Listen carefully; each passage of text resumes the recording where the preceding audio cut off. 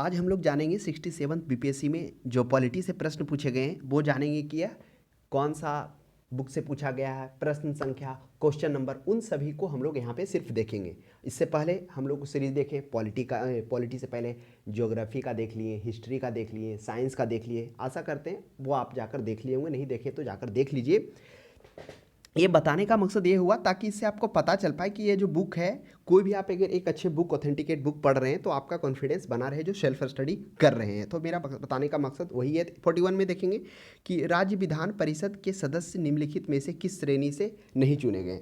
और देखिए बहुत सारे व्यूअर्स भी इस चीज़ को लेके बोल रहे थे कि वो बताइए ये सब प्रश्न कहाँ से आ गया। कुछ कुछ ऐसा प्रश्न था जो वाकिफ में लोगों को समझ में नहीं आ रहा था, तो इसलिए आप वहाँ पर जाकर अगर आप देख लेंगे तो उससे रिलेटेड और भी कॉन्सेप्ट का वहाँ पे चर्चा होगा, वो आपको समझ में आ जाएगा। तो ये कह रहा है कि विधान परिषद के सदस्य निम्नलिखित श्रेणी से नहीं चुने जा सकते हैं। अगर आप इस प्रश्न को देखना चाहते हैं तो आप महेश कुमार बनपाल जो एनसीईआरटी का एक शॉर्ट नोट तैयार किया हुआ कॉस्मोस का है, उसमें आप अगर पॉलिटी का जो सेक्शंस है उसमें पेज नंबर 125 में जाएंगे तो हूबहू आपको इन प्रश्नों के साथ, व्याख्या के साथ आपको मिल जाएगा। ज़्यादा डिटेल नहीं, शॉर्ट है ताकि आप आसानी से पढ़कर कॉन्सेप्ट बिल्डअप कर सकें। नेक्स्ट 42 में देखिए, 42 में करा भारतीय प्रशासन में विभाजन प्रणाली किससे संबंधित है। ये काफ़ी अच्छा प्रश्न है, विभाजन प्रणाली किससे संबंधित है, लेखा परीक्षण से, केंद्र राज्य से। तो आप क्या करिए, महेश कुमार बरनवाल जो एनसीईआरटी का शॉर्ट नोट्स है उसमें पेज नंबर 179 में जाइए और 179 में जो इसके बारे में लिखा हुआ है विभाजन का प्रणाली, उसे पढ़ने के बाद आप सही निष्कर्ष पर पहुंच पाएंगे और इसका सही प्रश्न का जवाब आपको मिल जाएगा। नेक्स्ट 43 में देखते हैं, निम्नलिखित में से कौन सी संसदीय समितियां कार्यपालिका को नियम और विनियम का मतलब होता है नियंत्रण करना, वही नियम और नियंत्रण करना बनाने के लिए प्रत्यायोजित शक्ति से संबंधित है। बहुत सारे टर्म ऐसे आते हैं जो अर्थ नहीं समझ पाने के कारण सही उसका आंसर नहीं मिल पाता, जैसे विनिमय। तो विनिमय का होता है नियंत्रण करना या अधीन में रखना। तो नियम और विनिमय बनाने के लिए प्रत्यायोजित शक्ति क्या होती है, कार्यकारी विधान पर समिति होती, अधीनस्थ विधान पर समिति होती, प्रशासकीय। देखिए कार्यकारी का अर्थ होता है प्रतिनिधित्व के तौर पर काम करने वाला, और अधीनस्थ का होता है कि जो भी किसी के अधीन जो नीचे रहने वाला वो अधीनस्थ होता है। प्रशासकीय का प्रशासन से रिलेटेड, प्रशासन का अर्थ ही होता है कि कोई भी नगर हो, संस्था हो आदि के अधिकारों कर्तव्यों का क्या करना, उसको कार्य का रूप देना, वो काम होता है। प्रत्यायोजित का मतलब क्या होता है, प्रत्यायोजित का मतलब उच्च अधिकारी द्वारा अधीनस्थ नीचे अधिकारियों को जो विशिष्ट सत्ता और अधिकार प्रदान किया जाता है। तो आप इसे देखने के लिए आप महेश कुमार बरनवाल का पेज नंबर 122 में जाइए, आप उसे पढ़ने के बाद इसका सही अर्थ निकाल पाएंगे।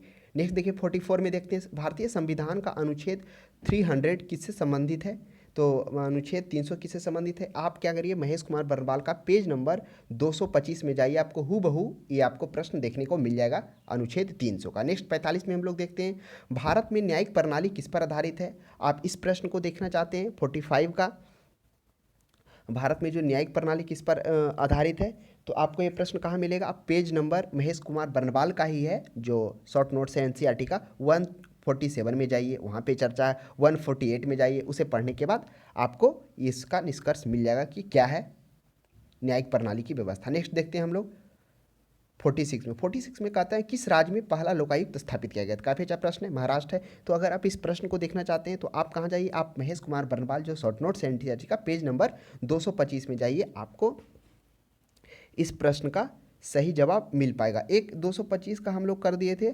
42 का 3 है, 43 का हम लोगों ने 112 किया था, 44 का चलिए ठीक है, 44 का 200, अच्छा 44 का तो पेज नंबर 297 था ये, है ना। ये संविधान के अनुच्छेद 300 में किससे संबंधित है, हूबहू आपको 297 पेज नंबर में देखने को मिल जाएगा।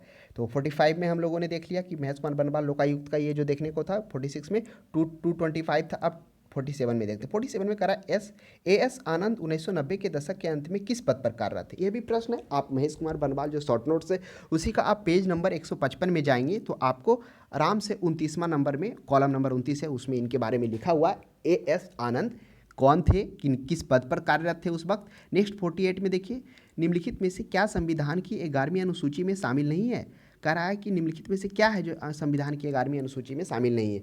देखिए इस प्रश्न को अगर आप देखना चाहते हैं तो ये 11वीं अनुसूची तो आपको पता ही होगा कि 11वीं अनुसूची में क्या है, 19 विषय को रखा गया था, पंचायती से संबंधित क्षेत्र को रखा गया था, पुस्तकालय, चारा, ग्रामीण खेल की इसमें बात हुई थी, तकनीकी प्रशिक्षण को लेकर इसमें बात नहीं किया गया था।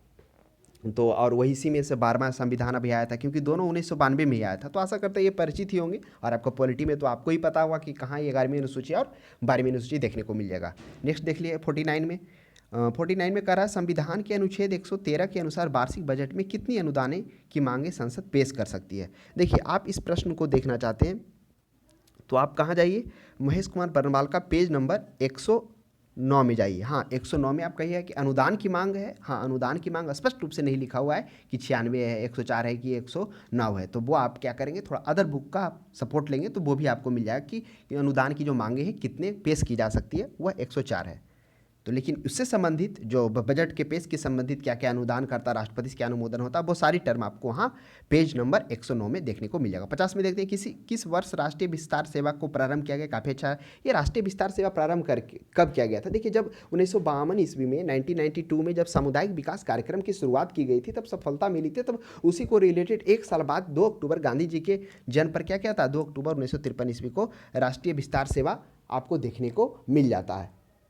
तो ये आप कहाँ जाएंगे, ये आप जब पॉलिटी का सेक्शंस में जाएंगे, जिसमें आपको भारतीय राज्य परिषद, विधान परिषद नहीं, राष्ट्रीय विकास परिषद, जिसमें योजनाओं से रिलेटेड किस तरह से वो स्टार्ट हुआ, वहाँ से आपको ये चीज़ देखने को मिल जाएगा। तो ये पॉलिटी का था। तो आज पॉलिटी से इतना ही। अब हम लोग अगले सेशन में देखेंगे जिसमें करेंट अफेयर और बिहार से रिलेटेड कुछ होगा, जो हम लोग जानेंगे हूबहू किस प्रश्न से, किस पेज नंबर से, किन कौन सा बुक से वो प्रश्न पूछा गया, वो हम लोग अगले सेक्शन में करंट अफेयर में देखेंगे। तब तक धन्यवाद।